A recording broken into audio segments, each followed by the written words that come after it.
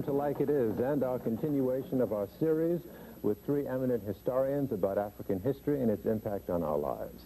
Our guests are Professor Ivan van Sertima of Rutgers University, Professor Yosef ben Jochannan of Cornell University, and Professor John Henrik Clark of Hunter College. Our historic excavations will begin or continue right after these words. At a time when Europe at its very best could not produce a machine with a temperature blast in the blast furnaces of more than 1600 degrees centigrade, they found in that area where they were producing steel that there were higher population densities than there are today. Tanzania, in fact, supported comfortably certain population densities which it cannot support today. One of the things that we do not seem to understand is that colonialism in some places actually destroyed African soil. Machines were introduced that were totally inappropriate to that world and that destroyed possibilities. In Tanzania, for example, you find 4.5 million heads of cattle in the interior of Tanzania. Within a matter of a century after colonialism, all that cattle disappeared, and things were introduced that were not in Tanzania at the time, or it did not take on epidemic proportions. Rinder pest, smallpox, jigger fleas, all these things were introduced under the colonial period. It is usually assumed that these diseases just took over as a result of the backwardness of Africans. And all of these helped to undermine the strength of Africa, you're saying? Yes, and you find, for example, in Kenya, they found an astronomical observatory 300 years before Christ. On the basis of the alignments of the stones of that observatory, they found Africans had built one of the world's most accurate prehistoric calendars. They found very complex astronomy among the West Africans. In the last program, for example, Professor Ben had been pointing out reasons for the decline and fall of the Egyptian civilization. One of the things that must be noted is that after that fall, Africa rose again in other places. That Mali Empire, for example, in the 13th and 14th centuries was quite extraordinary.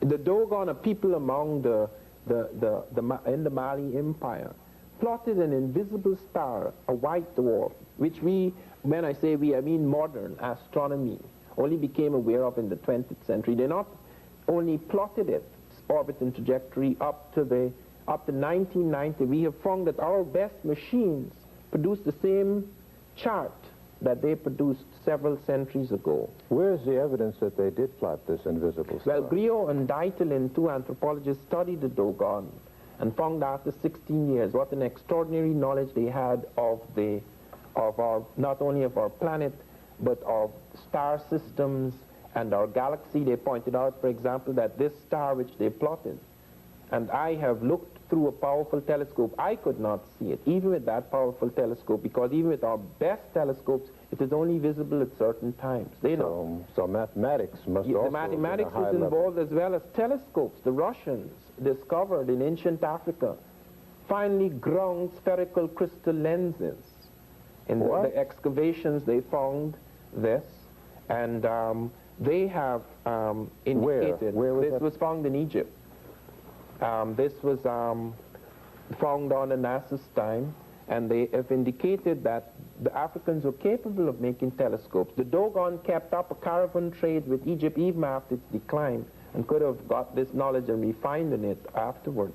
So what we have is a story of an African people that had developed a high technology, but their humanity was such that no, I don't think it's a question of humanity. I do not believe in theories of people being more human than others. I do believe, however, and the evidence bears us out, that whereas the Africans had the opportunities to destroy European civilizations whenever they invaded Europe, where it was under the Grimaldis before the emergence of Cro-Magnon man, where it was under the Moors, when with other peoples they were in Egypt, they were in Europe, where it was under Hannibal, when even Taharqa made an excursion into a part of Europe, they found them in Spain.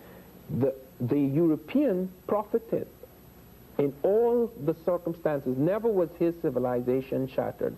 Whereas when the Europeans invaded, they wiped out cultures. And that is a very odd thing. That speaks not of humanity, It speaks of very extraordinary circumstances, how this can be translated in terms of whether you have different kinds of human beings or different type of human consciousness or different human character, perhaps in terms of the social character of the African. You see, the African never believed that, for example, if he has a religion and he conquers another person or walks into another territory, he has to plaster it down on them. The times when these invasions were made, it was times when Europe thought, or at least she liked to think, in order to cover up, to assuage her guilty conscience, that she could say, well, look, I've come on the name of Christ, in the name of God, to save these souls, so that she, therefore, found it necessary to wipe out everything. Like, for example, in America, she destroyed all the books in America except 3. Well, did the African ever do that? They never did that Europe? because... Did the African ever enslave the European? No. No, you don't have evidence of that. And this is not only a question of humanity, it has to do, as I say, with the assumption with which you move forward, that what are you doing? The African, for example, did not have these monolithic religions where you would go like the Arab or the Christians, the European Christians, when they distorted Christianity, would go and say, in the name of such and such, I'm going to wipe you out. I don't think the African invader ever operated under those premises, so that you can have a totally different kind of impact occurring. Okay. Let's talk about some of the vast resources on the African continent and how they were exploited and utilized by the African. Well, they have found, for example, in medicine, extraordinary things occurring in African medicine. I'm not just talking about the witch doctor. In the Edinburgh Journal, for example, they noted the Africans were the first in cesarean operations. They have a picture of it in my recent Journal of African Civilizations, that they had invented a vaccine for smallpox before the Europeans, that they were using tetracycline consciously before the Europeans, that they were the first people to have standardized medicinal doses in Egypt, a socialized medicine. I thought tetracycline was a relatively modern drug. No, 14 centuries ago, they have found Africans using the tetracycline. They found the yellow-green flash in their bones. And they found where they were using that tetracycline, there's the lowest incidence of infectious disease in an ancient population. Do they know how it was administered? No, they found it first in their grain bin, so that it may have started as an accident, but then the Africans became aware of it and started to use it in medicinal doses. We also have evidence of mathematical systems, and this is one of the things that one finds so frustrating, that in most of the anthropological and archaeological records, or anthropological and historical records, you do not there's no mention of African mathematical systems. Work has been done showing that these mathematical systems were highly complex, particularly among the people like the Yoruba, etc., and some of them were on the verge of computers before the Holocaust. And you wonder why are these things not mentioned. The reason why they're not mentioned is that most of the studies of Africans were done in small communities, survival communities. Studies at the core and centers of major African civilization, few of these have been done, and even when done, they haven't been done in terms of technology, because it was assumed that they did not have a technology. Their resources are incredible. South Africa has still retained control, and in that sense, Africa has only gained the paper independence. South Africa controls the world's diamonds, the world's gold. 23 million ounces of gold are produced in South Africa a year. Zimbabwe and Ghana has only 1 million. The diamonds among the South Africans, they are the leading diamond producers in the world. Manganese, it's incredible. They have 5 million tons of manganese against 2 million in any other African, in Gabon, African. Perhaps therein lies the reason why the West is so in support of the racist regime that controls South Africa today. Yes, there is a tremendous reappraisal recently done in the Reagan administration as to whether they stand to profit by having this kind of relationship. And very often when resources are found, like Gabon, they found it has 1 billion tons of fine iron ore. United Nations sat as whether it should allow the Gabonese to have money to build a railroad to the sea, 400 miles to the sea, to exploit this. They abandoned that. The people in Gabon, although they are only 1 million, are slowly building that railway. It will be finished about the year 2000. Thank you, Professor Van Sertima. Like it is, we'll continue with Professor Ben right after this. In the process of the colonization of Africa, there were a number of treaties and agreements and whatnot that were drawn. Maybe we can sort of cover those in an overview. I think that if we examine the major source of these treaties, we will go to a 3-volume work by the official historian of Queen Victoria by the name of Edward Hertzlet. He wrote a book, a 3-volume work called The Map of Africa by Treaties, under these treaties. It showed there where certain quote-unquote chiefs, because this is a European term, sign away lands by the mark of an X. The documents are written in either English, French, Dutch, depending on who the colonizer was. No indication that the African knew that language. There is nothing in any of these treaties that would indicate that the people of that African land attested to those signing in that the land belonged to the people, and none of the so-called chiefs could take away the land of the people and sell it or something. We had similar situations here in the United States, of what is now the United States of America, with the indigenous people. Treaties were formed between European and Europeans. The worst of such treaties was the one that gave away the entire portion of what was then called the Congo, later called Congo Free State, to Leopold of Belgium, with the approval of the United States of America, Great Britain, and the other 12 colonial powers of Europe. For example, you had such people as the Gould, the Vanderbilts, and others who were part of the Congo Free State. Is that the Berlin Conference you're talking about? The Berlin Conference came out of this. After this behavior, that they were given this, and at the time when the Europeans were grabbing the lands in Africa, starting in 1830, when France invaded Ceuta, the northern part of Africa there, that tip that closest to the Gibraltar, Germany was in a war with France fighting for Alsace-Lorraine. So that when the other colonial powers had taken land, Germany didn't get any yet. So the Germans came and started fighting the other Europeans to get some land of their own, and thus they were obliged to give Germany some territory, such as what is called Togo, which was German territory, Cameroon, and so forth. Germany then went all the way down to what is today called Southwest Africa, Namibia, and around the Horn up to what was then Tanganyika, was part of the German colonial empire. Most of that was taken away with the First World War. As a result of this, this conference was called because the Europeans were fighting among themselves for this rich African land. Kaiser Wilhelm and Otto von Bismarck called the conference in Germany, thus the Berlin Conference that was called. The United States of America, Great Britain, and 12 European countries participated. The United States was represented at a later conference also called the Brussels Conference. That which was that treaty conference was one in which they now had given Leopold his land at the Berlin Conference. They started to encroach on Leopold because they found that they had given him what was thought to be the richest part of Africa at that time. Leopold then called a conference called the Brussels Conference. The United States was represented by this conference by a man by the name of Henry Terrell. The other one was Casson.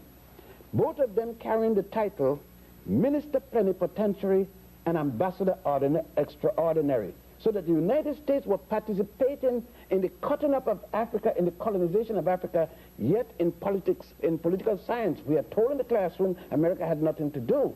Of course, America controlled Liberia up to this day, in spite of the latest revolution. That was the treaties made by the United States and France and England with respect to the American colonization society.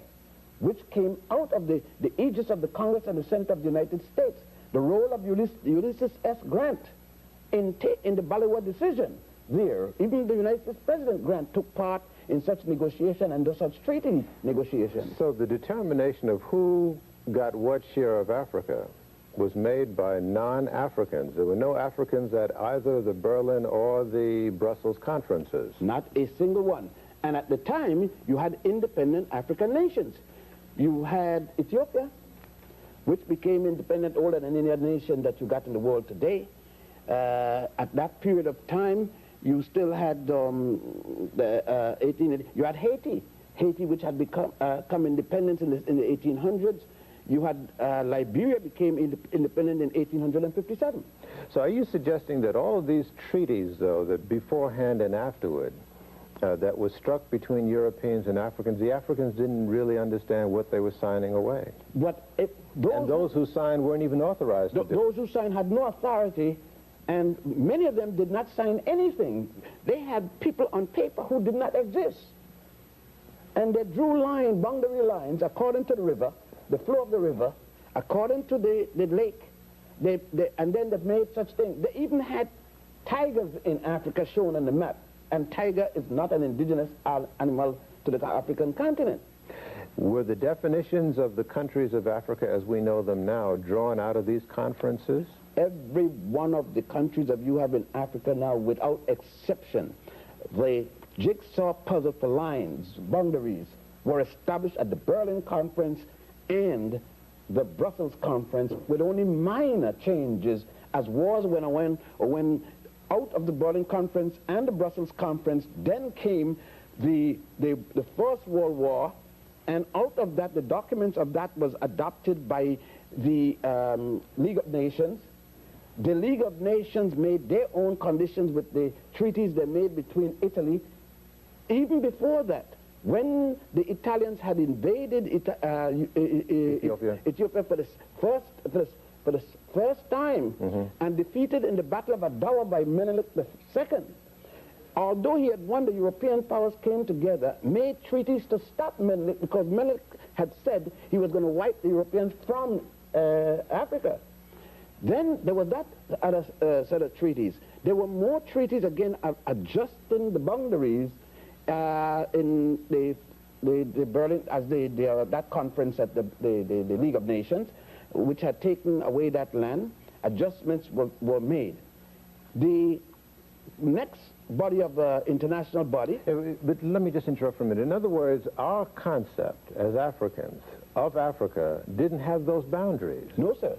We didn't have a Mali or a Nigeria or something like that. The boundary very dependent on where the people fed their animals. In other words, the boundary of Mali was where the Malian was with his cattle. And that could have shifted with the season, just so the neighbor next door to him. Africans did not have, if you cross this, I'm going to shoot you, or this cross, I'm going to strangle you. The Malian would meet, for example, his neighbor and says, oh, how is the grass up there? He said, well, it's a little better up there, you know. Yours is better. He says, well, okay, I'll move up there today. Well, let us all go up, and the two other families would talk, and they'll go up. And that's where the boundary of that next nation would be. This land is mine kind of concept. This is European. European established the land boundaries situation. Fences and things of that nature that were alien? started among the Europeans. Land boundaries shifted among African people. You didn't have this say, well, if you cross here, you're going to shoot you, and all this kind of thing. It was it's just like surnames. It's that same process it brings to mind of what the European brought to this land, the United States, treaties with the Native American. That meant nothing. All these so-called treaties, did the indigenous people read the language? Do they know what they were signing when they did sign that X, if they in fact signed the X? How many of them knew in Louisiana that in French? How many spoke French? And the men knew what was written down there. If I tell you something that you're signing, but you can't read the language, what I told you could be quite different than what you signed, that little X. And what identification there is about an X that you could identify tomorrow that's your X and not my X, even if I signed it. And this is not something that we're saying that happened in the past. It is happening today. Right now, there are indigenous people here being moved up. In Africa, they're indigenous. In Australia, you say the same thing. The Caribbeans. the Malvinas, which is, or whatever they call it, is a good indication of how they had done it. Of course, it doesn't belong to either one. It doesn't belong to Argentina, and it certainly doesn't belong to England, but the people to whom it belonged are now since dead. You know, they've been liquidated to the last man. People are talking about Holocaust. I mean, that's a Holocaust. Nobody left. Holocaust in Tasmania, not a single person left. Now, the Holocaust in Southern Africa, Munamatapa, when this man was brought from India, Lugard, Captain Lugard, and he had exterminated Indians. Then they brought him to South Africa, Cecil John Rhodes. He liquidated millions of Africans, I would say about at least 20 to 30 million Africans with the attempt to match Cairo with the Cape. All right, let me interrupt and stop you at this moment. That leads into the discussion that awaits us with Professor Clark. We will continue with Professor Clark of Hunter College right after this. In portion of the preceding segment, you heard Professor Ben raise the question of the Holocaust, which seems of a Holocaust, an African Holocaust. Seldom is that word used in that particular context. We've only heard Holocaust used in a particular context. Maybe we can amplify on that. Well, our Holocaust started 500 years ago, and it's not over yet. In fact, our relationship with Europe has been a continuous Holocaust, and we have been continuously resisting that Holocaust. African resistance to this Holocaust started in the hinterlands of Africa when he was revolting to keep from being taken to the shore, and then continued along the shore when he revolted to keep from getting on the boats, continued on the boats, and he revolted to keep from getting off of the boats. Forced off the boats, he continued to revolt on the land. But the apex of this resistance, while coming in the 19th century, but slave revolts had started. There was a slave revolt in Cuba as early as 1525. And these slave revolts, mostly led by people called Maroons, and this is a term really means runaway. These slaves who bypassed the auction block many times and went into the hills and defied people to enslave them and found separate societies. Why the best known of these societies are in Jamaica and Haiti, but there were Maroon societies all over the so-called New World, including here in the United States. You know, I found out, Professor Clark, that one of my ancestors were Maroons in Jamaica. Well, you're from royalty, then, the fighting nobility, as I often say about my sharecropper parents in Alabama. I am from the peasant nobility. Well, from one noble to another. Good to talk to you. And it is left for us to declare what we are. And we say that these people who fought so that other generations can live is our revolutionary royalty. Let me press you a little bit on the dimensions of our Holocaust. Mm-hmm. Numerically, what numbers are we talking about? We heard Professor Ben talk about 10, 20 million lives, African lives, taken in the Holocaust. I would say the figure is rather conservative when you consider that in the movement from the coast, from the hinterland to the coast, every 10 captured, less than 3 got to that coast. And so we have now figures that's kind of lost forever from the computer. And many times, if you look at the logs of the slave ships, they might load on 300 and not make any stops. And when they finally get to the main port of debarkation, you have less than 200. So that's all. That so many went overboard. So many died of suffocation. But now, what we need to concentrate on is that fight on the land, the Maroon revolts, the different slave revolts in Haiti, Jamaica, the Babis revolt in Guyana, Professor Van Sertima's a country that there was continuous revolts all over the Caribbean area and in South America. And in South America, they not only large numbers of Africans bypassed the auction block, went into the hinterlands and found separate nations, Os Palmares and Bahia. These are separate African nations carved out in Brazil itself. And now these revolts in the Caribbean would stimulate black revolt here in the United States. But when we look at the 19th century, we have to look at the whole of the African world in revolt. The Africans in Africa began a series of wars that would last over 100 years.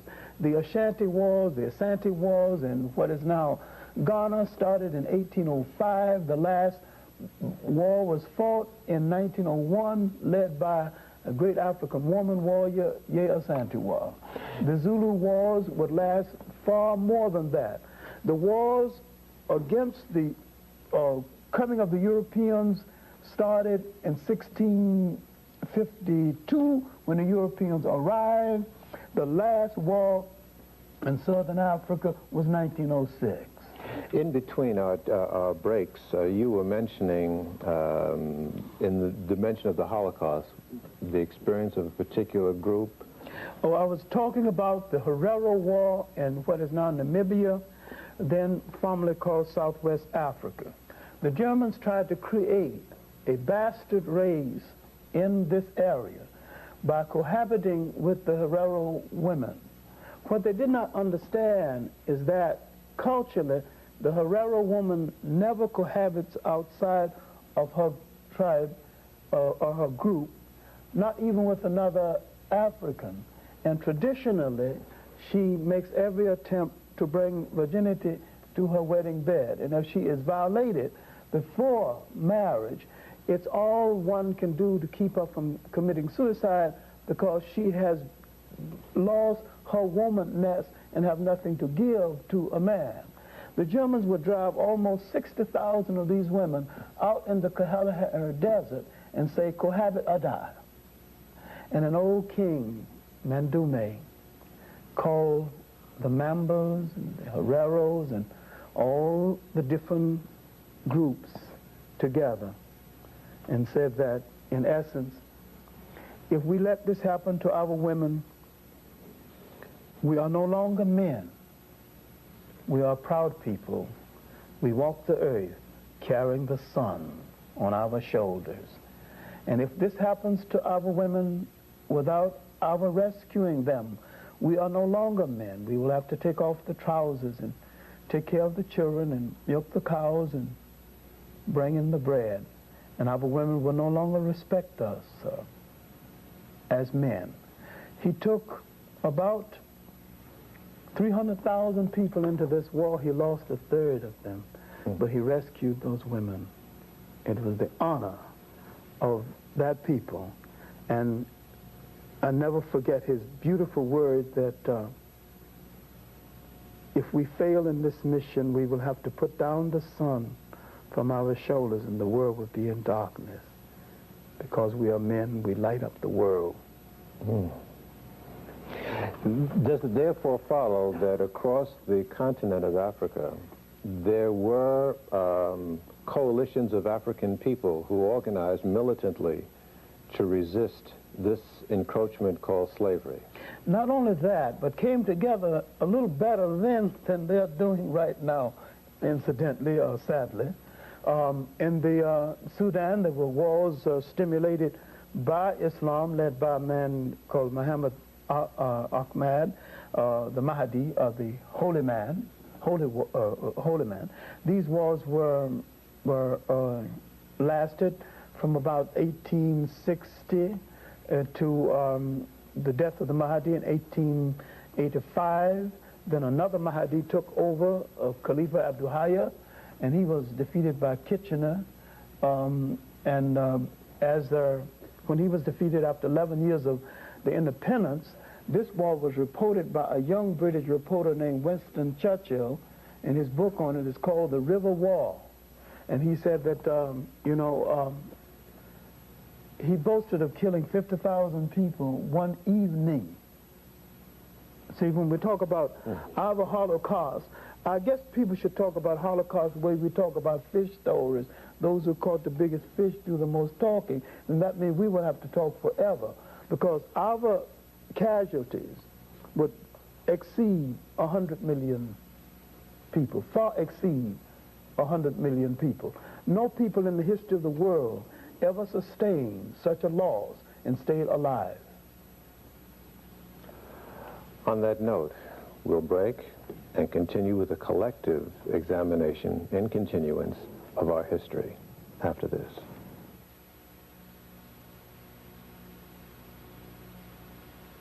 To go over some of the areas that undoubtedly we weren't able to cover in the individual interviews. Let's start with you, Professor Van Sertima. Yes, there are one or two things that I want to raise. First of all, there's a different kind of Holocaust which is even more terrifying than the destruction of people.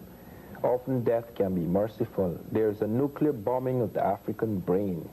That kind of Holocaust, the mental Holocaust that occurred, whereby many Africans who were colonized were actually had their African character almost zapped away from them and something else planted upon their brains. Which was? Which is a kind of duplication of the European. They were turned into European duplicates. I could say that at the time I was 24, with the exception of an interval during our upheaval and the death of my father, I was a European duplicate. I was a British duplicate. Everything that the British wanted me to think, I could enter their brain. Every reflex, every attitude, every prejudice that was native to the British Empire was in my brain. And it occupied at least 95% of my brain. It is only in later years, as one became aware of African civilizations and American civilizations, that this began to fall away. Did you love England at that time? Tremendously. I would celebrate. I mean, like now, for example, suppose I was still in the British Empire, which no longer exists except in the mind of the British, and the Falkland Islands thing was going on. I would be waiting patiently every moment to see an Argentine ship go down. This is the kind of loyalty, allegiance to the enslaver that became part of our inheritance. You sang God Save the Queen. Not only sang God Save the Queen, I felt proud that I was in an empire which was able to put everybody in their right place, including the Americans. I was very upset when I read that Americans had broken away from British rule. This is the kind of training we were given. Not a single book on Africa did I see before I was 20, not a single book. So we're talking about the evils of the colonization of the mind as well as of land and body. We're talking about the rise of the evil genius of Europe and Western racism. There wasn't enough soldiers in all Europe to hold down that vast world. They had to conquer something else other than just the physical body. They had to conquer the mind. And maybe their most tragic and dubious achievement was the convincing of so many people that they were supposed to be ruled over by these Europeans. It was one of the great propaganda miracles. What was the most effective vehicle for that propaganda? The Bible and the assumption that the European was a Christian. He never was a Christian, he never will be a Christian, and there are two things the European dares not live by. If he tried to live by them 24 hours, he is finished, and that is Christianity and democracy. Because his civilization, his way of life, his power is based on things diametrically opposed to those two things. How does the Bible help enslave the mind? I'm asking by saying that this is the will of God. There's an excellent book, good God, I haven't seen it in years though, except a Xerox copy in my library, called The Role of the Missionary in Conquest.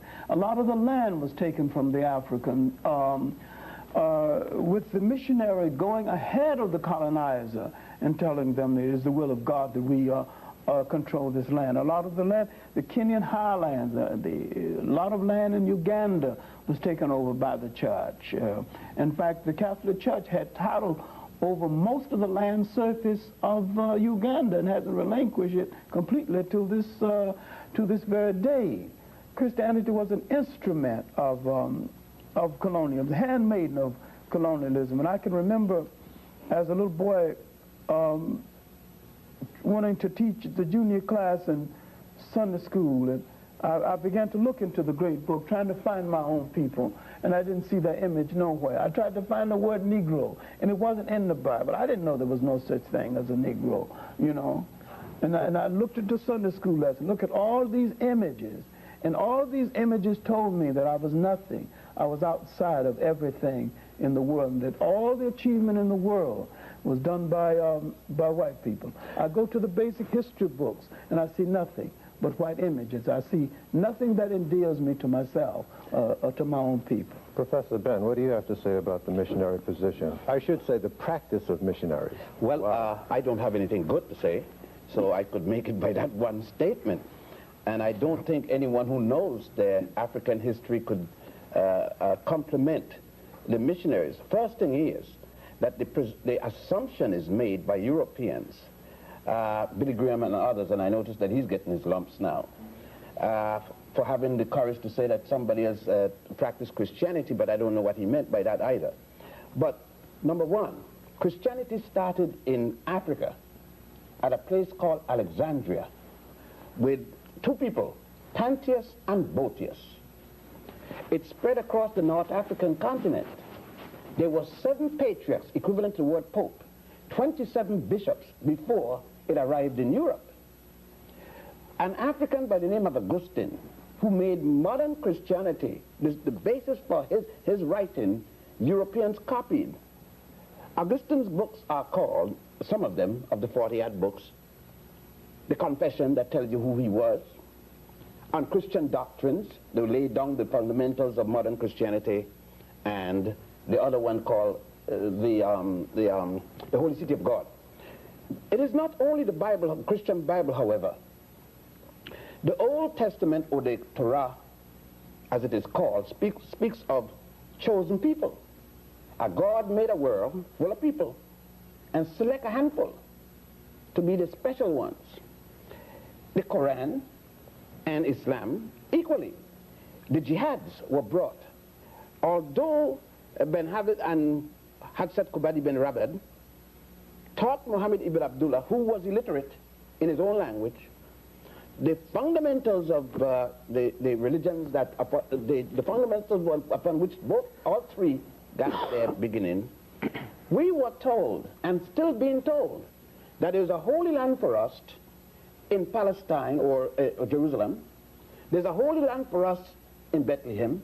There's a holy land for us in Mecca, but not a single piece of holy land in the 13.8 million square miles of African territory. Yet, all three of those religions that I've spoken about got their fundamental principles. The concept of Mary, Jesus, and Joseph, this whole concept came from the Book of the Dead with Horus and so forth. The concept of a one true God before all other gods was taught by the Africans of the Nile, Akhenaten, specifically the god Atem, long before the birth of Moses. Let me ask you this, Professor Ben. Were you, like Professor Van Sertima, raised with another awareness and another religious loyalty and national loyalty? Yes. Where were you raised? I was raised in the Hebrew religion. What nation? I grew up in Puerto Rico and the Virgin Islands. And I was raised, therefore, in American territory. But the same colonialism. I remember myself as a youngster on the 4th of July, walking with a red, white, a little flag with the, what it was then, 40-something stars, and running down there when Eleanor Roosevelt came and all these different things. And, you know, I volunteered in World War II, you know. Nobody called me. I volunteered. I was so stupid. I went and volunteered, went to Panama to a segregated army where I couldn't go on the bus with the American people, and in Panama I went to Panamanians I could go among. I came to Newport News, Virginia in the service and couldn't go on the ferry. They had a line called nigger, the nigger officers and the white officers. That happened to me. And do you know it was a German soldier that I was guarding, officer, that asked me, nigger, he says, exact word he said to me, nigger officer, do you know that when this is over, I'm coming to America and be your boss? And then I started for the first time to get some sense, although I had been segregated in Panama and so forth. And I didn't even recognize I was being segregated in Puerto Rico and the Virgin Islands. I didn't even realize it. I thought that everything was, as they say, hunky-dory down there. But, you know, because of what he said. Hunky-dory. Hunky-dory. H-U-N-K-Y. That was the expression. Right. That means real good. And then I was a perfect fool and didn't know it. I used the term Negro then. Colored was a big thing, you know. And Africa was not on your lips. What you talking about, Africa? Man, Africa is what Tarzan and Jane was, and, you know, the Humphrey Bogart. I used to go to see John Wayne and Tom Mix and Roddy Regan and all of them shooting up the indigenous people. And I used to say, hey, there's a savage coming. Shoot them, Tom Mix. And then with the African, I'd say, oh, look at them savage. Tarzan is coming. And I'm hoping for Tarzan. And Tarzan hollering, Ungawa. And one thing, I didn't know that Ungawa meant doo-doo. Because every time Tarzan said Ungawa, and when I found out that Ungawa meant doo-doo, I said, Ungawa Tarzan. I used to have fun then. But you wouldn't believe that this person, because what I know wasn't taught to me in school, I look back and sometimes and say, how in the world did I come this far from where I was? You talk about miracles, that's a miracle. Tell me about your upbringing, John. No, I had suspicion from the beginning. When I couldn't find my people in the good book, and my great grandmother had told me that this was the book of God, this is the word of God. But where were you raised? I was raised born in Union Springs, Alabama, raised in Columbus, Georgia, near Fort Benning, and I made my living partly as a caddy. Used to caddy for a major who later became a general and later became president of the United States, Dwight D. Eisenhower. He was a lost cause then, too. Be that as it may, but growing up in a predominantly Baptist environment and becoming very curious about the Bible, I began to suspect very early. How early? 10 and 12, that I did not belong to any people who were inferior to anybody. Mm-hmm. So then around 1930... But in your schooling up to then, though, wasn't the reverse implied? The reverse was implied, but I can say with great conviction, I never completely accepted it. Or were you going to a black school and were you getting... I was going to a black school where the teachers would sneak in black history. They could sneak it into mathematics. They could sneak it into anything. But it was in the 5th grade that I ran into a great teacher, Evelina Taylor, who was a deity to me to this day, when she saw me cutting the food and trying to get accepted by playing the food, and she called me aside and closed the door and read the riot act and told me that I'll never let you be less than your best self. You are going to get it. Gentlemen, it's obvious that we can't unveil the whole story of our history and experience in these 2 hours or 3. But maybe you can just sort of say some things to our viewers, especially young people, who are in need of some academic shaping and direction. I suspect you would all agree. What would your prescriptions to them be? Gil, let me say it this way, and I don't support system. But I think that one of the things we have to learn, in order for me, or I hope I'm speaking for two gentlemen, and this is for parents, our parents, you can't fight the teacher and learn. There's a discipline in study, and we have to learn.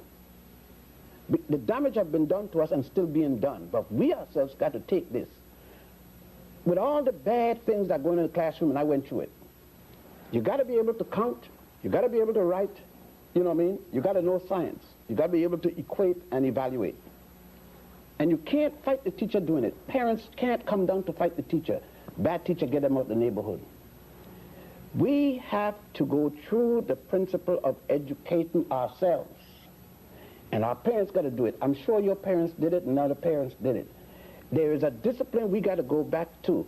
And I've said that the basic thing we have to do is to stop letting the damage, what he's talking about, to continue by saying, I'm not going to the classroom because they're going to say this. You don't have, when you go to the classroom, you're going to have racism. Don't care where you go, you're going to find racism in the system. The system is racist. But you got to get in there to count, you know what I mean, to learn to read and so forth.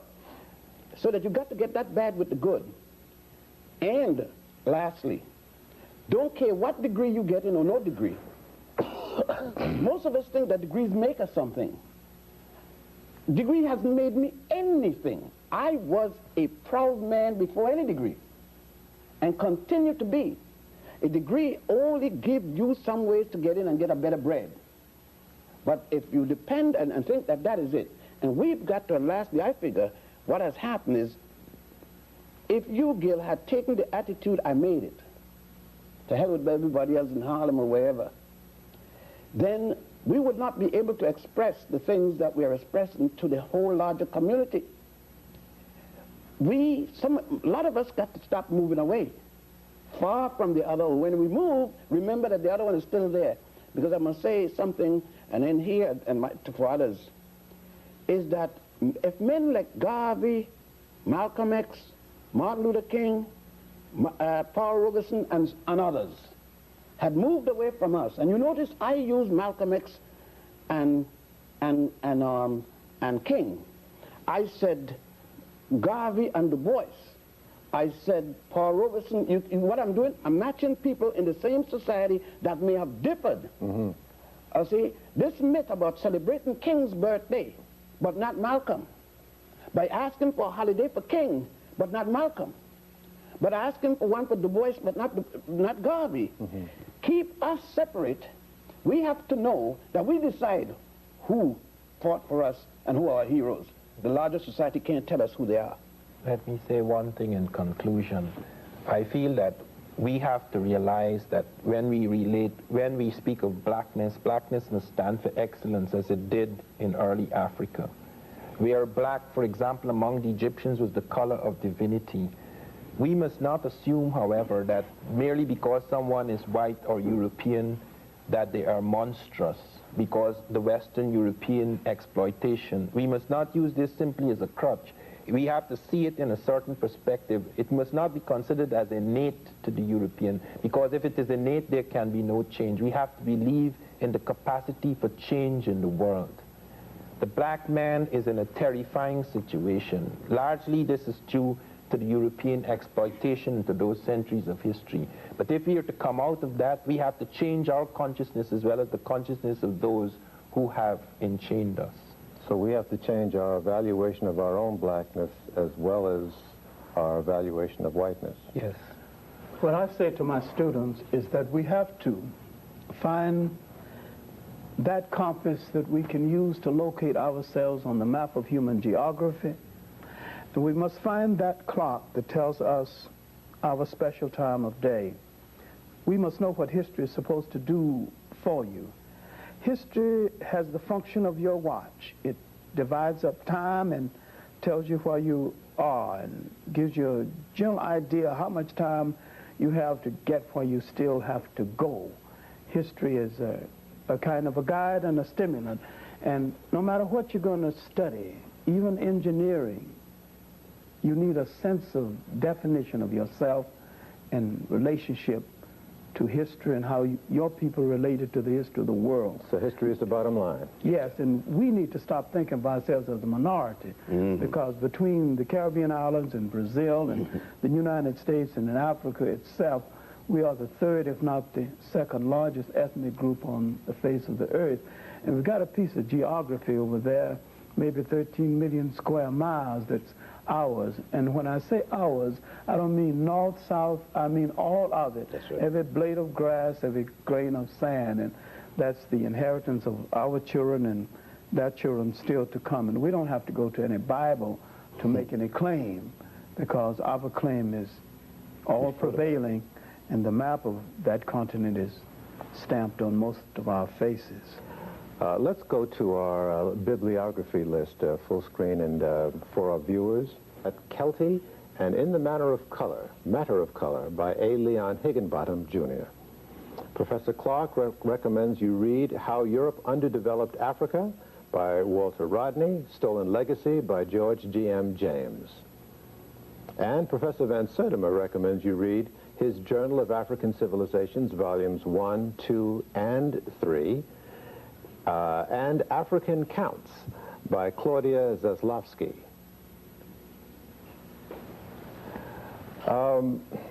So what I seem to be getting from all of you is that you have found your particular steel, all of you, has been derived from that which you have learned, and that perhaps before that infusion of the historical metallurgy, shall we say, into your systems, you were sort of lost and unclear about who you were and what you had to do and what your role was on this planet.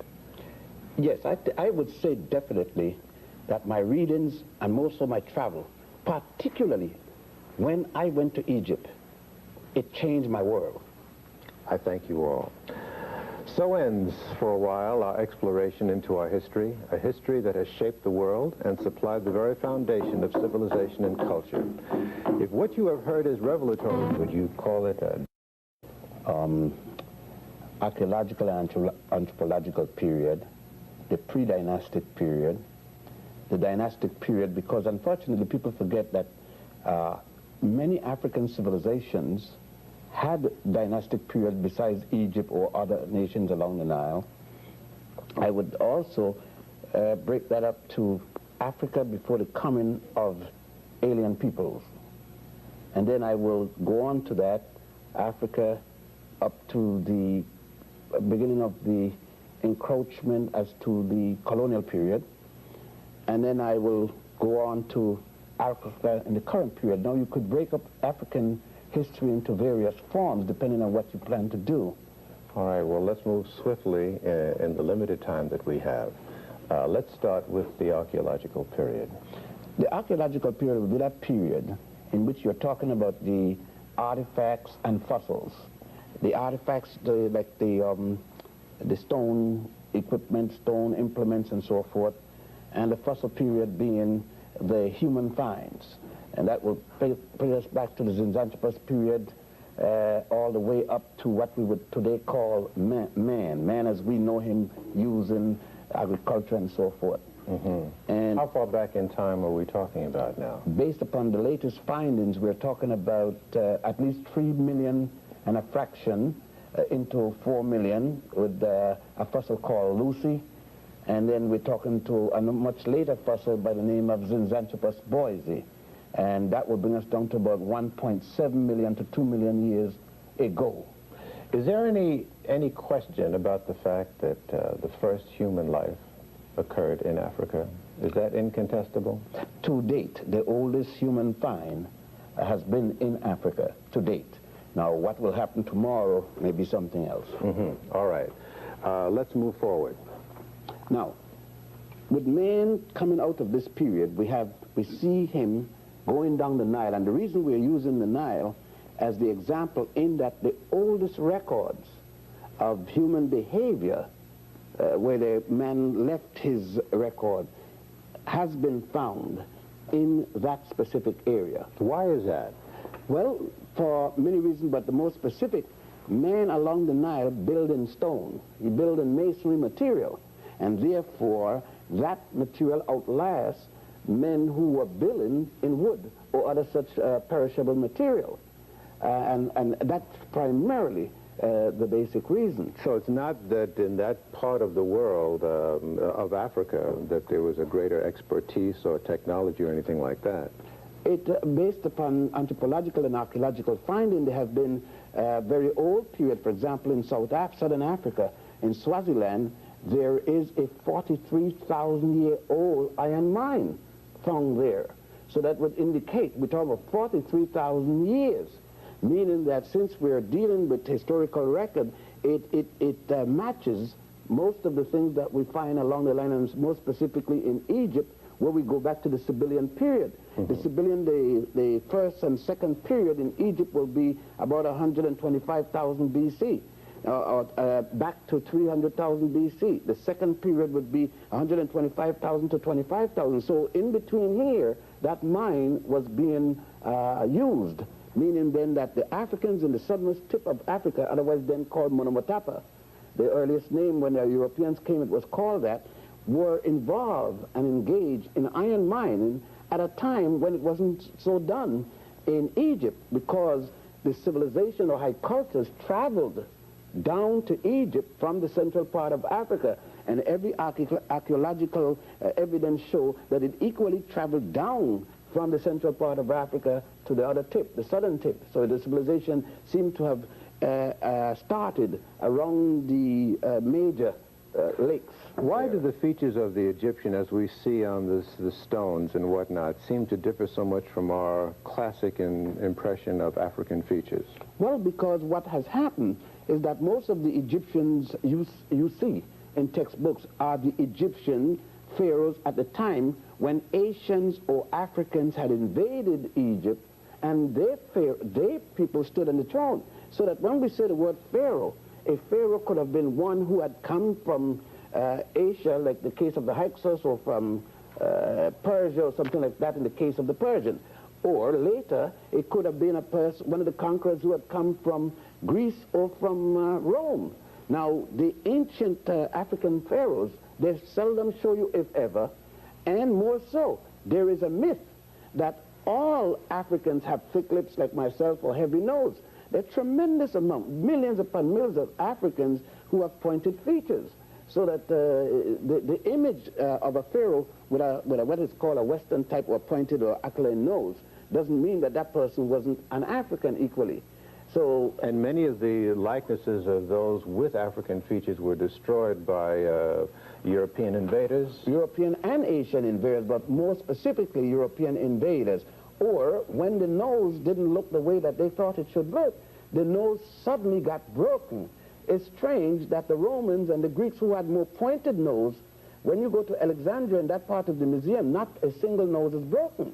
But when you get to the indigenous African, almost to the last one, the nose got damaged when that nose should not have gotten damaged on the basis of the length of the nose. What about the structure in the early formings of civilization in Africa? What was a family structure like?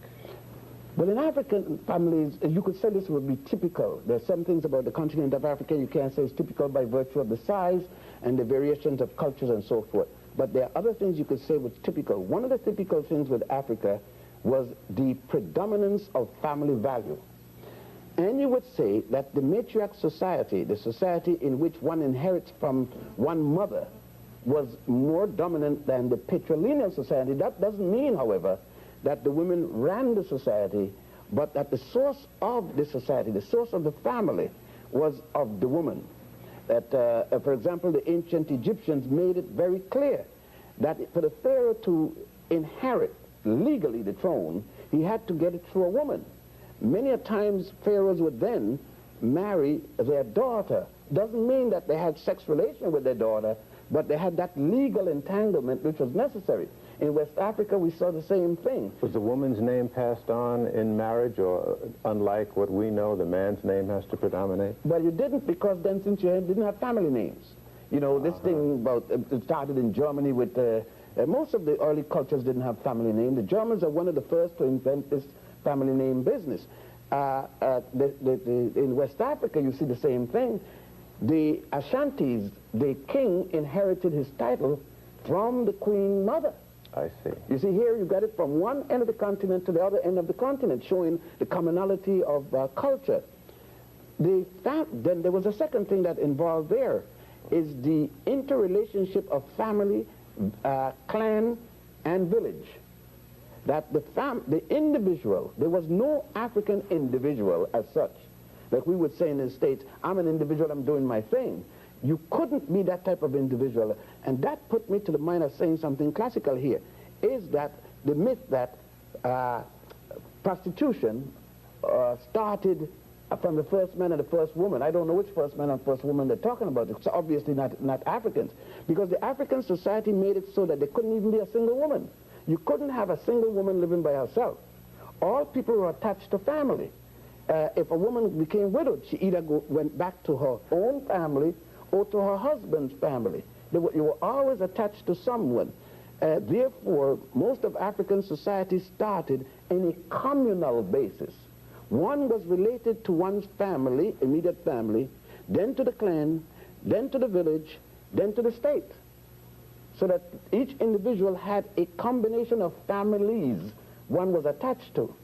Is that why there's not much in recorded history about disciplinary problems with the children? Sure, you can't have a disciplinary problem when all adults is over the juvenile. An adult doesn't necessarily mean 21 as against 2 or 3.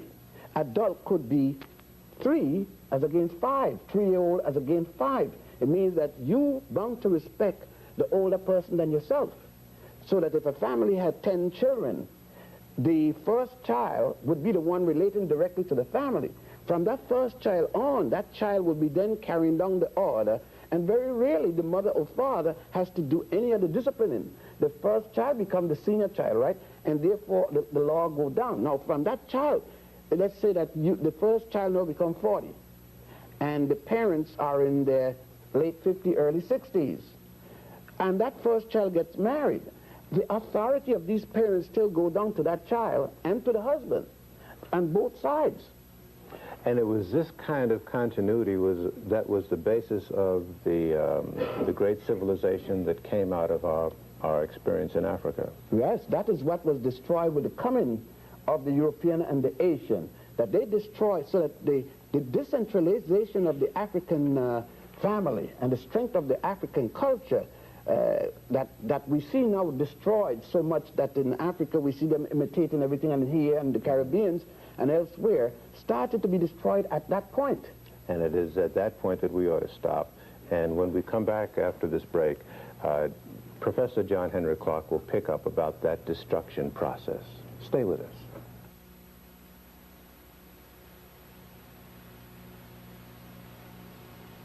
Invaders or outsiders who came into Africa, were they slavers? No, we're talking about Europe specifically right now. What we have to deal with is a little-known invasion of Africa by the Greeks, and that is the intellectual invasion by Greek scholars, 450 BC by Herodotus. And this invasion was a compliment, because Herodotus was a great reporter, and he traveled extensively within Egypt, down to what is now Ethiopia, and along the coast of what is now East Africa. Egypt, Kush, these nations had been invaded by one Asian after another for state. He described the colors of the people, the customs of the people, and he was such a good reporter, when the Africans told him something he didn't believe, he said so. Is it fair to call them invaders then? It seems like they were nonviolent. No, this was Greek curiosity that would be the preface to the invaders later on. Now, my point that I'm getting to is that the information that Herodotus brought back to Greece whetted the curiosity of other Greeks, and Alexander's teacher, Aristotle, introduced him to the works of Herodotus. And Alexander, when he invaded Africa 332 BC, had a kind of respect for Africa that no invader has had before or since. You mean Aristotle's writings and thoughts were based on an African root? Yes, and a lot of his so-called philosophy, which was more African, but we won't get into Aristotle as probably the world's first pleasurer, of almost mass pleasurer. Now, Alexander came into Africa with great respect. He wrote his mother, and he said that he had come to literally the home of Greek culture, especially our Greek religion. He tried to effect a wedding between young Greece and old Africa in decline. Now, Africans were seeing Europeans as invaders for the first time. This is 332 BC. And seeing them physically for the first time. There is nothing that happened in Africa before that the European had anything to do with at all. And remember, when they came for the first time, they came as invaders.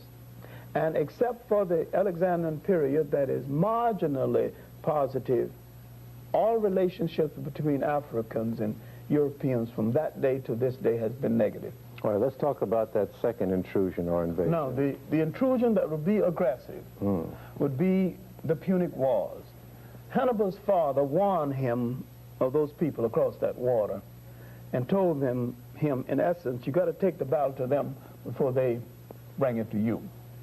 Now, Hannibal was cautiously trying to guard that front door of Africa from arising a hungry Roman people.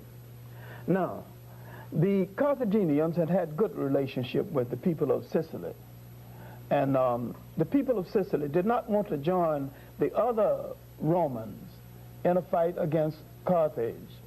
But Rome wanted the trade in the Mediterranean. They didn't want to share it. They wanted all of it. And a jealousy grew among them about the city of Carthage to the point that they greeted each other in the morning and added, Carthage must be destroyed. They opened the Senate and added, Carthage must be destroyed. They said good night to each other. They said, Carthage must be destroyed. Yes, Roman citizen, Carthage must be destroyed. And so when Hannibal got a wind of that kind of a thought process, he took the battle to them before they could bring it to him. And for a generation, that old lion held Europe at bay and saved Africa from European aggression. Finally, betrayed by two Africans, Scipio Africanus and Maecenaeus, he knew that they had not protected his right flank or his left flank, and that Roman army was coming down on him. Then he told his steward, send me the wine. And he took some dependable African poison. But there's much more to this life than that. This was probably the finest physical soldier the world has yet to know. He never asked his men to do anything that he wouldn't do. With the demise of Hannibal, what happened? That's when With the demise of Hannibal, the Romans came aggressively, destroyed the city of Carthage brick by brick, and this was the beginning of European aggression in Africa and European aggression in the rest of the world. And I maintain that the total relationship of Europe to non-European people from that day till the present day has been negative, and that they have done the world through their invasions more harm than good. Give me a date when that onslaught began. The onslaught began with the defeat of Hannibal. And what We're year? dealing around 200 BC or thereabout. All right. Now, and with the defeat of Hannibal and the establishment of the Romans in North Africa, Rome now had a breadbasket for its future empire. If it wasn't for the agriculture of North Africa, there would have been no Roman Empire, because they would have had no means of feeding that vast army and their own population. Let's talk about the rationale, the mental process that went into the whole rationale for enslaving a people. Where did the Europeans come up with that concept? Or was that an original idea? No, it wasn't an original idea, but the European introduced a kind of slavery that had never existed in the world before. Including the Arabs? Yeah, well, the Arabs, that's a later day introduction of slavery, and they're not to be gotten off of the hook, but it has no direct relationship to the period that we're dealing with right now. All right. Where did that rationale come from? It came from the mind of the European. And if you read some of the early writings of Aristotle, Aristotle was really the first person to do a philosophical essay on race and a kind of a justification for the aggression of Europe still to come. To say that there are certain people endowed by certain traits, you know, to rule over other people. Most of the so-called Greek philosophers believed in slavery and had slaves. But when they came under the influence of the teachings in Africa, they were in serious trouble. This is why Socrates had to be put to death, and why he wouldn't even he wouldn't recant. Now, what we have to hurry and do is to establish the fact that this first European aggression, and mind you, I'm letting Alexander off the hook for my own reasons, and I'm putting the aggression solidly on the heads and hands of the Romans. That this first aggression gave Europe the means of feeding itself and to expand for the first time beyond its shores and sustain itself. Was profit the motive for slavery? Profit was the motive for slavery and a form of colonialism. Now, profit and bread. See, capitalism in the present sense didn't exist then, although the profit motive was a part of man's psychological makeup. But the justification for the Romans being was that they were endowed by certain traits, in spite of the fact that once they destroyed Carthage, they could not even build it back the same way because they didn't have those master architects that the Carthaginians had. Now, Rome would sustain itself in this part of the world, and Roman taxation ultimately would force the Africans and the Asians to question old gods and look for new gods.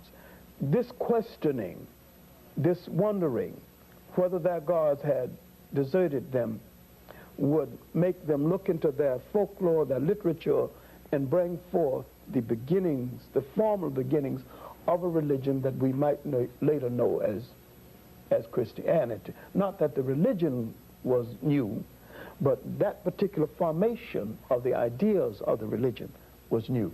All right, let's pause here, Professor Clark, and we'll continue with the African presence in the so-called New World right after this.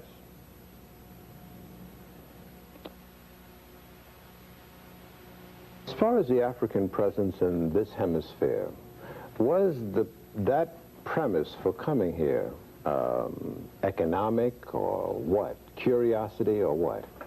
The initial movement here was an accident. How'd that happen? This happened, first of all, I must give a dating schema because there was not just a single visit. There were several, at least half a dozen visits for which we have evidence. The very earliest is one that involves a people known as the Olmec in America between 948 and 680 BC. We do know a date because they found a ceremonial platform, a wooden platform in the Gulf of Mexico where the Americans worshipped. They were able to carbon date it.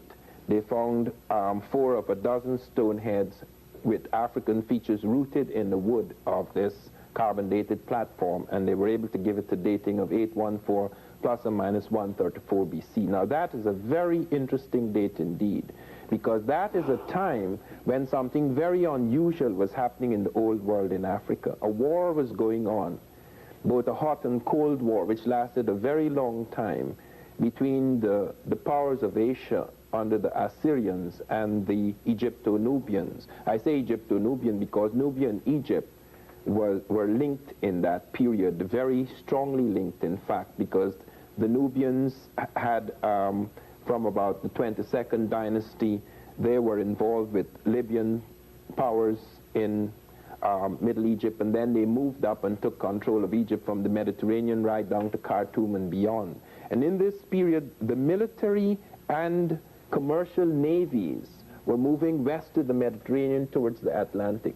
They normally were not involved in the Atlantic. The Egyptian navies and the Phoenicians, who were very much involved with Egyptians, carried a lot of trade into the Pacific. We even have Egyptian hieroglyphs found in early Hawaii. But in this period, the Asiatic routes, sea routes, were blocked by the Asiatics. Yes. They blocked off the Egyptian sea routes. As a consequence, a great deal of the metal trade, the search for... But how would you get from the Mediterranean to the Pacific, though? No, they had the Red Sea and other routes, and they went into the Indian Ocean and various things. Oh, I see. Okay, so they had trading, Egypt had trading in other parts of the world, but in this particular period, while they had trade in the Western Mediterranean, this particular period became tremendously intensified. We even have evidence around 800 BC of Phoenician ships up near the British Isles. They're trading in tin. Tin was critical to Egypt because that was the Bronze Age, and tin and copper were critical to the making of bronze. And you have a lot of movement in that area west of the Mediterranean. Now, there seems to have been an accident involving at least 7 ships. The Native Americans record black-skinned people coming in 7 wooden caves on the water from the east. And they do record this, and lots of people are not aware of it. You mean they got lost at sea, or? They got lost at sea. All so-called discoveries of America were initially accidents. Columbus had no intention of coming here. He got lost at sea. He was going towards India, as he thought. He struck out for the latitude of Japan, hoping to land in India. Even in the case of 1500, where Alvarez Cabral came to South America, he had no intention of coming here. He was lost at sea. Is it not true, though, that Africans, in their mathematical endeavors, concluded that the world was round and that there was land beyond the horizon, and that it was not an accident that they came to this hemisphere? They concluded that the world was round. Just as much later, Columbus concluded that the world was round. But knowing that the world is round... So doesn't that imply then that... No, it does not. No? It does not. Knowing that the world is round does not imply a landmass here. That is the reason why Columbus, when he landed here, thought he was in Asia. Because you would not know where the landmass is. This could have been Asia. That's why, in fact, it was called India. It wasn't called America. But just to pin you a little bit down to this, was the African lost at sea, the African mariner lost at sea and was blown across the Atlantic? Yes. Or did he or she set out deliberately? No, he did not set out deliberately in this voyage. There are voyages in which the Africans set out deliberately to come to America. We know of 2 such voyages. We know, for example, in the case of the Mandingo in 1310 and 1311, where the Africans were convinced there was a landmass in the south and set out deliberately. A whole fleet was fitted out for that. And when that fleet did not return, one of their kings, Abubakar II, actually set out as a commander of the fleet and moved into this area. We also have evidence in the late pre-Columbian, that is around 1450 AD, we have evidence where Africans not only deliberately came, but came back. And we have African things found in America as well as American things found in Africa as evidence of a trading going on in that time. What was the nature of the African contact with the people who were indigenous to the land here? Well, it depends on the period. In the case of the Olmec period, which is the pre-Christian period, which is the 948 to 680 BC, we have evidence that some very extraordinary things begin to happen that coincide with the stone heads with African features, which are found in the Gulf of Mexico at the terminus of currents coming from Africa. Now, one very important thing to understand is that there are 3 major currents that take things from Africa. They are so powerful, these currents, that it's like a gravitational field. The oceanic current. You cannot escape coming to America once you are caught 100 miles off the African coast and enter either the current off the Cape Verde, off the Senegambia coast, or off the southern coast of Africa. You have to come here, unless you're caught by the fish. It's inevitable.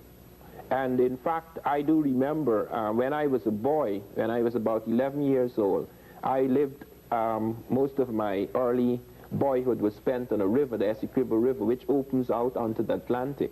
And Where is that? What country is this is in South America, Guyana. Yes. I was caught in one of the currents that the Africans call a river in the middle of the sea. It's quite different from normal currents. If you're caught in a normal current, you could dive beneath the current. But in this current, it is like a whole new river pulling you out of the river. And I screamed my head off because I was 7 miles from coast. I'd fallen asleep on a raft. I spent lots of times in the rivers. And nobody could hear me because I was too far until the current, which was taking me into the Atlantic, came across a place called Callao Island. And that was close to shore as the current moved off. And you were on your way home. Yes. Or back home. Well, the fish would have got me in this particular case, well, one never knows. But I was picked up by speedboats. But this has happened several times from Africa. We found several things in the American world that are African. I want specifically to touch on the Olmec, because there they have presence peaceful here in this hemisphere? Yes, with the exception, we have one instance where we have battles between the Africans and the Americans off Quaricoa, where they found that the Africans were fighting. They had a settlement and they were fighting with Native Americans. But in the case of the Olmec, where they made their most tremendous impact, the evidence is that it was a peaceful affair, that the Olmec incorporated them into their priest caste. They found the skeletons of Africans, 13.5% among the ruling class in America in that period, that pre-Christian period, where Zinski, the Polish skull expert, showed that it was a high percentage, and even 200 years later, it was only low, like 4.5%, but not among the common people, among the ruling class. They were incorporated.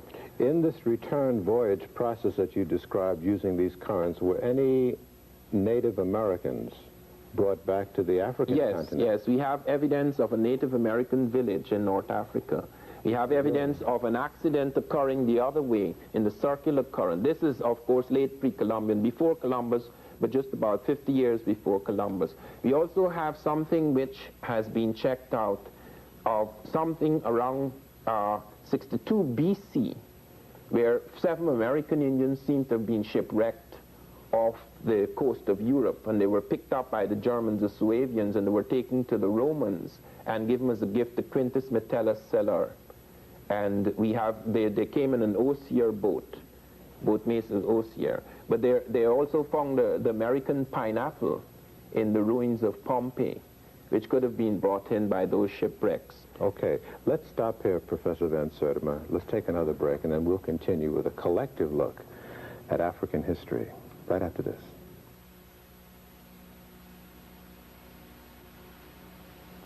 Frustrated because I thought we were going to be giving ourselves a lot of time, but 2 hours is nothing. We haven't covered a lot of ground. Let's go one by one to some areas that you still feel are hanging by the individual segments that we've covered. Professor Clark? I'd like to go back to that first European presence in Africa and what happened to it. The European, especially the Roman, tax collection and exploitation forced the Africans, part of the Asians too, to pull from their history and their folklore and a new religion. This was the formal religion that the Europeans would distort later on and called Christianity. And as this religion got underway, the Romans did not take it too seriously. They didn't expect much to come out of it, and after a while they began to entertain themselves on Saturday evenings by killing Christians, and that the Romans literally killed Christians for almost 150 years before strategically and for political reasons they adapted this religion. And because it had become very popular among the Europeans of that day. But something else had happened, because the European has a paranoia about being ruled by other people. When he adopted the religion, then the European declared war on the African Christians for control of the church. Now the fight was for control, and when they formalized it at the conference at Nicaea, about 325 AD, when they formalized the religion, when that degenerate Constantine adopted the religion and made it the official religion of the Roman Empire, he did this for political reasons, and it was been for political reasons ever since then. Why you call him a degenerate? Because he was a degenerate, really.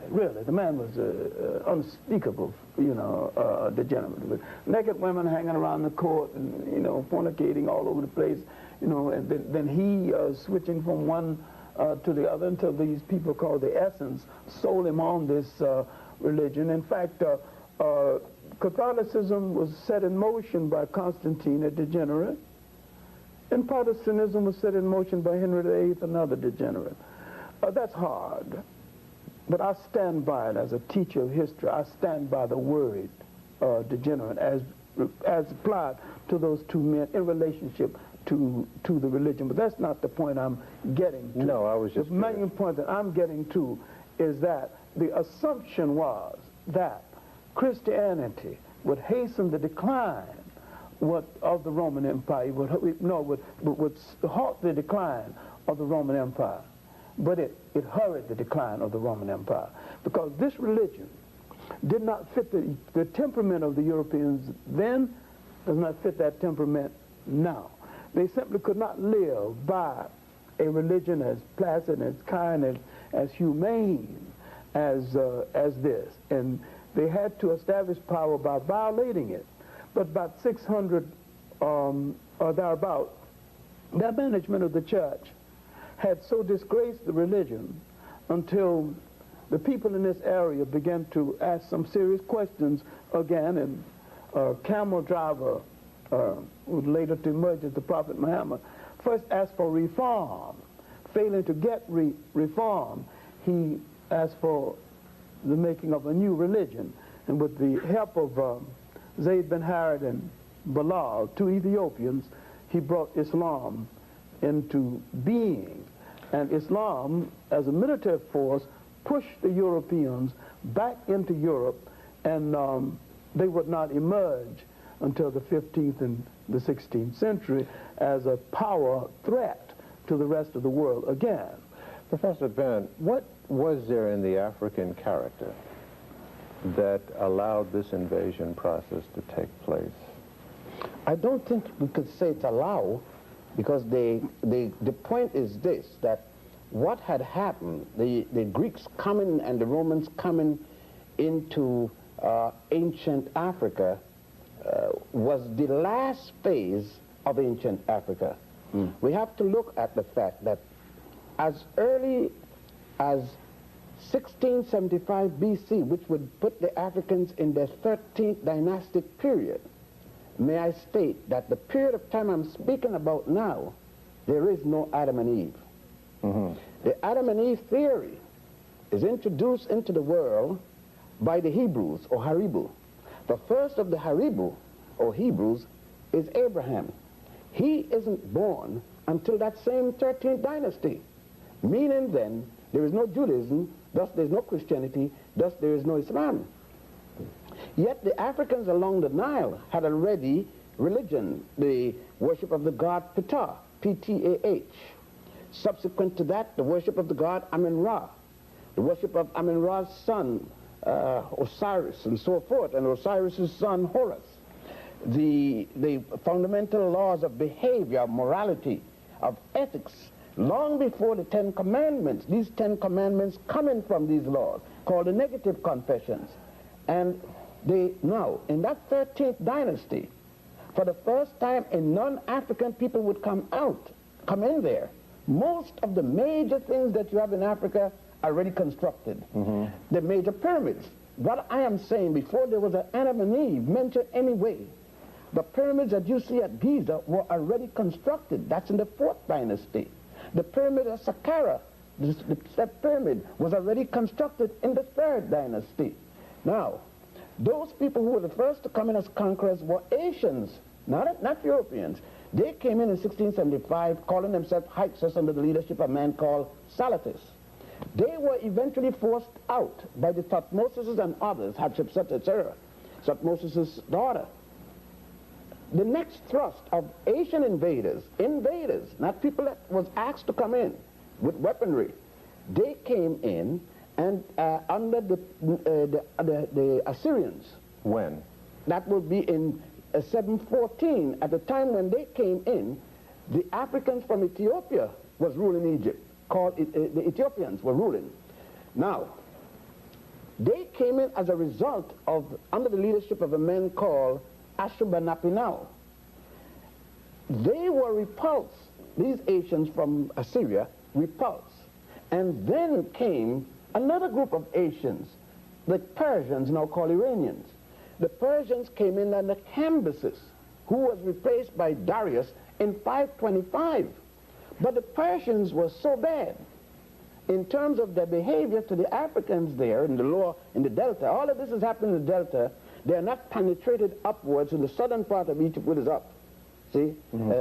Down is north and up is south because of the terrain. Now, they were so willful, destroying everything they could find because they didn't know what to do with billet. It wasn't their culture. The Africans then, for the first time, are going to get in trouble with cleavage. They negotiated with the Greeks because color question isn't here yet. Because the Persians were giving help to the Greeks also. So the Greeks were allowed to come in group, now we're talking about 525, to help with the Africans against the Persians. When the Persians were defeated, the Greeks decided not to go because where they're going back to? They're now in the land of honey. So they're not going to leave honey to go back. They said to the, well, look now, you're weak because you've been fighting the Persians so long. We're stronger than you, we're not going. And so the Greeks remain there. This is how they get to stay. But subsequently, from that time, by the way, to now, to this very day, only one African have ruled over Egypt. A man by the name of Naguib, Mohammed Naguib, born in Egypt of Sudanese parents, both mother and father, the one that Nasser them withdrew after he defeated Farouk. Now, but it was after the Greeks were defeated by the Romans, then the Romans came in, and then caused the Byzantium period. And you're saying at that time Africa was in decline? Oh, it's been in decline from the time the Persians came. But that's my point. What was causing this decline? It's like anything else. You get to a point where there's nothing else you feel that anyone else could offer. You got careless. And then people come in and take you up. You let people in. You train them about what you're doing, most of what you're doing. They become a fifth column within the system. And they undermine. And they undermine. We're about the only people who come 40 million or so in a nation within a nation that doesn't undermine. Because we have been co-opted so well. See, if the ancient Africans should have taken their books, their religious books, and brainwashed everybody in there, like the Africans are now brainwashed everywhere else. And then we would have supported the system against our interests. But they didn't do that. They could not, because at the time, they even called these people ignoble people, people uncouth. And they went about to shall I say, civilize them. But the same people that civilized, Professor Clark used a term, the guests, they invited the guests and they became the dinner for the guests. And so, but this is the whole thing. We must understand, I think too, the culture of the African, you know, Gil, if you got a home, you got your wife, your family, and you have a certain behavior pattern that you don't mistreat little children, you don't do this and that, and someone comes in, knock down your wife, take over your house. He's a dead man. He's a dead man today. But in those days, you didn't know. You believed that when you saw that man, you saw a man who come in with the same moral values that you have. You have no other point of reference that this can be. You don't know that this man gonna rape your wife because nobody rapes people in your place. You don't even have a word for rape. So when the man come in and rape your wife, you stand. You says, what kind of behavior is this? Do you see what I'm saying? So when the Africans saw the Asians and Europeans coming at that particular time, he knew that they had enough land. Even in the Jewish Bible, it says, the Torah, in the book of Genesis, the Jewish first book, that when the Hebrews came in, when Abraham and his family came in, they gave him some of the best land. It was a cultural thing. The same thing happened. When Henry, the so-called navigator from Spain, from Portugal, came in West Africa, they gave him land. When the Dutch and the Huguenots from France and so forth came down, they were given land in Monomotapa, now called South Africa. Given land. They were given, even women, they were shared because they needed women, these men. Is there any record outside of Hannibal of Africans being aggressive on other soil to colonize or... Yeah. Unfortunately, yes.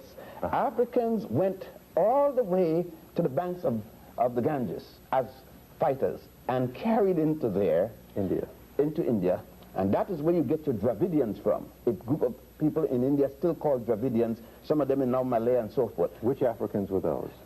A combination of Egyptians, Ethiopians, and Nubians. A combination force, because at the time, the three entities were one. There were times when you couldn't tell the difference between India, Egypt, and, Nubia, Egypt, and Ethiopia. They were ruled by when one pharaoh ruled in here, you ruled the entire the length of the Nile Valley. When was this? This put us, it's claimed, some claim it's during the time of Hatshepsut, some claim it is during the time of Sesostris II. It all depends on which one. Now, those Africans had conquered all the way to India, and when they were forced out, by the way, it is because of them you have the golden calf. The worship of the goddess Hathor. Hathor was, even the Jews one time before Abraham worshipped the golden calf. They call it the golden calf in the Old Testament, book of Genesis, but it was not called the golden calf. It was called goddess, symbol of the goddess Hathor. They knew what it was and did not mention it as such. The Indians adopted Hathor. Then the virgin thing, the Horus child, and Hare Krishna, the Krishna group. The Christians adopted that symbol. Isis becoming pregnant by an immaculate conception, giving birth to her son Horus by a virgin birth. This story is there still at the temple of Horus at Edfu. You could see it written all over the walls. They adopted the obelisks. The obelisk was in memory of the penis of Horus when he was destroyed and cut up into 14 pieces. Let's push this a little further about the character of the African. Professor Van Sertima, you mentioned that there were wars, some wars that took place between Africans and Native Americans in early history. Well, I wouldn't define them as wars. There was, in the situation that I particularly mentioned of Kwarekua, there you have a settlement that was encroaching from that Kwarekua into parts of the Native American territory, and therefore a clash occurred. And we do have cases of both of them taking prisoners. But was there an aggressive character to the African that came to this hemisphere? We don't have any clear evidence of that. We do have trader types coming in the Mandingo period, and there were warrior types as well. They had to be, because they had to be extremely cautious moving through new and potentially hostile territory. But we do know that in the Olmec period, we do not have evidence of this. And I want to return to that period because lots of people are not aware of the enormity of the evidence. One of the things that startles me is that nobody has mentioned the terracottas, the clay sculptures of Africans. I have been twice recently to Mexico and looked. There are literally hundreds of these with African, not just the African features, but beards, textures of hair. You could see the evocation of the texture of hair, which is quite distinct from the Asiatic type coming across the Bering Straits to early America. The skeletal types one mentioned that Wierzyński has mentioned. And then last year, the Science Digest brought out something on me in September, its September issue, in which they asked an authority in Mexico about these stone heads, which I say have African features. And he said the reason why they look African, why they have broad noses and thick lips, is because the tools were blunt. Now that is one of the most ridiculous defenses I have heard from the establishment, because he actually went as far as to say, this is Michael Coe, who is author of a major book. He's the major authority in Mexico, ancient Mexico. He said that if they had sharpened the nose, if they had got thin noses, it would have broken off. And when you go and you look, you could put your fingers, the edges of the lips, even where they're very full lips, you could see the extraordinary skill. These are 3,000-year-old heads.